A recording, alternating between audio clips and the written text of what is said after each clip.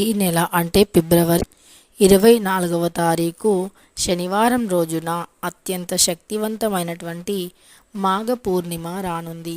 ఈ మాఘ పూర్ణిమ రోజున ఎవరైతే ఈ ఒక్క చెట్టుని తాకుతారో అలాంటి వారికి కోటి దరిద్రాలు తొలగిపోయి కోటి జన్మల పుణ్యం ఒక్క గంటలోనే లభిస్తుంది.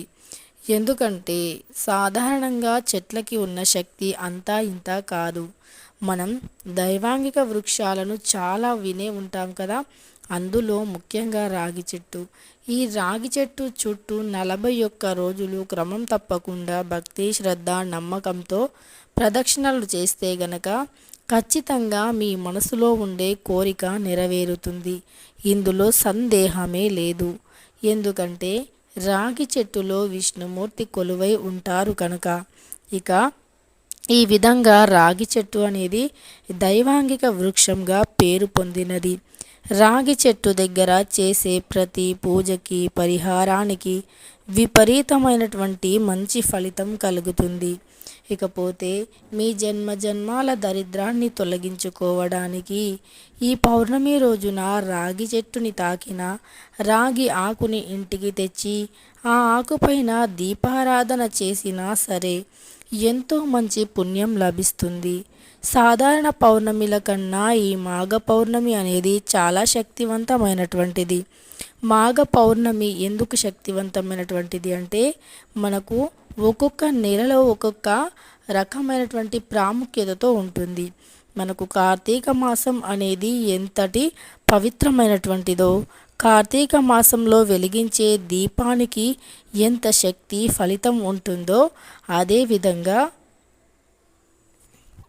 చెట్లకి అంతటి శక్తి ఉంటుంది. అమ్మవారితో పాటు కల్పవృక్షాలు కూడా జన్మించడం అనేది అదృష్టకరమైనటువంటిది. ఎందుకంటే లక్ష్మీదేవి ధనానికి అధిపతి.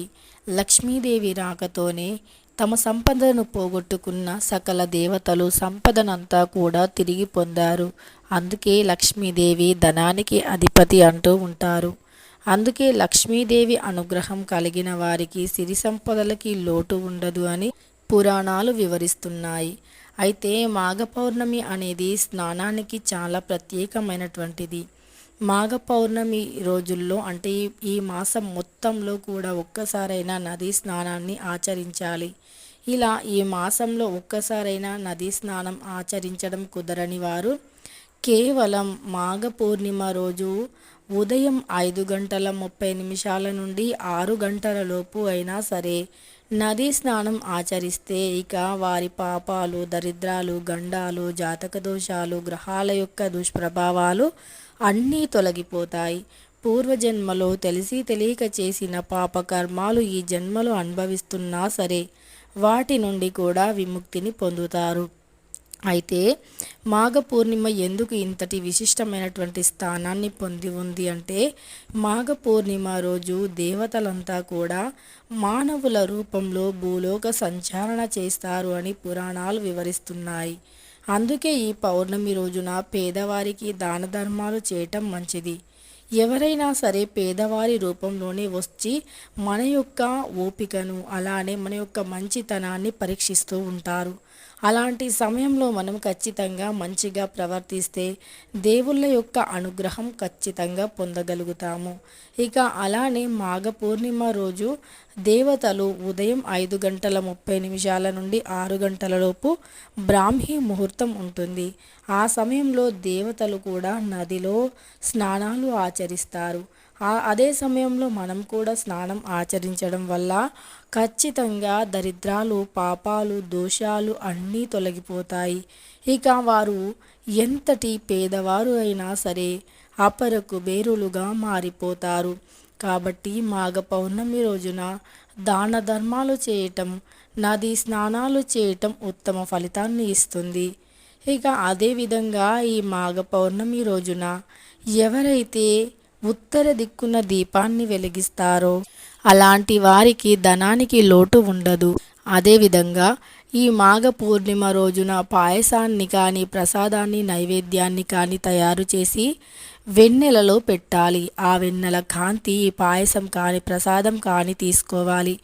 ఎందుకంటే ఈ మాఘ పూర్ణిమ యొక్క ప్రత్యేకత ఏమిటంటే ఈ మాఘ పూర్ణిమ యొక్క వెన్నెల కాంతి అమృతాన్ని పొంది ఉంటుంది. ఆ అమృత కాంతి అనేది ఈ పాయసంపై కానీ మన ఒంటిపై కానీ పడితే రోగాలు దరిద్రాలు అన్నీ తొలగిపోతాయి. ఒంట్లోని దరిద్రం తొలగిపోయి రోగాలు ఏమీ లేకుండా ఆనందంగా జీవిస్తారు.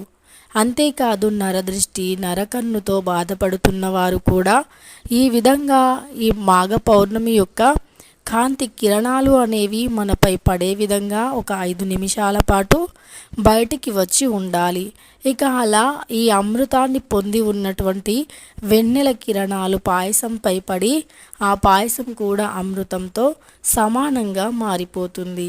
అందుకే ఆ పౌర్ణమి రోజున పాయసాన్ని అంటే వెన్నెల్లో పెట్టి ఆ తర్వాత ఆ ప్రసాదాన్ని లక్ష్మీదేవికి నైవేద్యంగా పెట్టి అదే ప్రసాదాన్ని ఇంట్లో ఉండే వారంతా స్వీకరించడం వల్ల కోటి దరిద్రాలు తొలగిపోతాయి.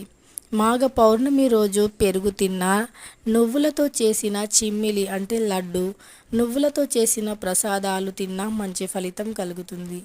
మాఘ పౌర్ణమి రోజు నల్ల నువ్వులు, లోహానికి సంబంధించిన వస్తువులు, డబ్బు, కొత్త బట్టలు దానంగా ఇస్తే కోరిన కోరికలు నెరవేరుతాయి. పితృదోషాలు సైతం తొలగిపోతాయి. ఈ విధంగా మాఘ పౌర్ణమి రోజు ఈ పరిహారాలు చేస్తే ఎంతో గొప్ప ఫలితం కలుగుతుంది. అలానే మరి ఈ పౌర్ణమి రోజు ఏ చెట్టుని తాకి రావాలో తెలుసుకుందాం. రాగి చెట్టుని కానీ లేదా మనకు శనివారంతో పౌర్ణమి కలిసి వస్తుంది. శని దోషాలు పోయి ఎప్పటికీ కుబేరులుగా ఉండాలి అంటే జమ్మి కొమ్మ, జమ్మి అంటే మనకు తెలిసినదే కదా, శమీ వృక్షం. ఈ వృక్షం లేనిదే మనం దసరా పండగను మనం ఎప్పుడూ కూడా సెలబ్రేట్ చేసుకోలేము. ఎందుకంటే పురాణాల ప్రకారం జమ్మి అంటే శమీ వృక్షానికి చాలా గొప్ప ప్రాముఖ్యత ఉంది. పూర్వకాలంలో మన యొక్క రాజులు లేదా పాండవులు, కౌరవులు వారి యొక్క విజయాలు అదేవిధంగా వారి యొక్క రాజ్యాన్ని తిరిగి పొందటాలు వంటి వాటికి కారణం శమీ వృక్షం అని అంటున్నారు పెద్దలు. అందువల్ల ఆ వృక్షానికి అంతటి శక్తి, అంతటి ప్రాముఖ్యత. మరి అదేవిధంగా మనం కూడా చేసే ప్రతి పనిలో విజయం కలగాలి అంటే ఖచ్చితంగా శమీ వృక్షాన్ని తాకి ఆ వృక్షం యొక్క ఆకులు, పూలను ఇంటికి తెచ్చుకోవాలి. అలా తెచ్చి వాటికి పూజను చేసి పూజ అనంతరం వాటిని ఒక ఎర్రని వస్త్రంలో పెట్టి మూటలాగా కట్టి ఆ మూటను మన ఇంట్లో డబ్బుని దాచే ప్రదేశంలో దాచాలి. ఇలా చేస్తే గనుక డబ్బుకి లోటు అనేది ఉండదు. సంపద ఎల్లవేళలా మీ వెంటే ఉంటుంది. సంతోషంగా ఆనందంగా జీవిస్తారు. చేసే ప్రతి పనిలోనూ విజయం కూడా తప్పనిసరి కలిగి తీరుతుంది. సమస్త పాపాలు, దోషాలు, శనీశ్వరుని దుష్ప్రభావాలు తొలగిపోయి అపర కుబేరులుగా మారిపోతారు. తెలుసుకున్నారు కదా ఈ యొక్క ఆ పౌర్ణమి రోజు ఏ చెట్టుని తాకి ఏ ఆకుని ఇంటికి తెచ్చుకోవాలి అని. ఈ చెట్టుని తాకిన ఆకులు, పూలు ఇంటికి తెచ్చి పూజ చేసి బీరువాలో పెట్టుకున్నా ఎంతో మంచి పుణ్యం లభిస్తుంది. ఆ చెట్టుకి ఈ పౌర్ణమి రోజు మరింత శక్తులు ఎక్కువగా వస్తాయి. కాబట్టి ఈ జమ్మి చెట్టుని తాకి ఆ ఆకులు, పూలు ఇంట్లో తెచ్చి పెట్టుకోవాలి. ఇలా చేస్తే మీ యొక్క జన్మ అనేది ధన్యమైపోతుంది. కటిక దరిద్రులు కూడా అపర కుబేరులుగా మారిపోతారు. వీడియో నచ్చితే లైక్ చేయడం మర్చిపోకండి.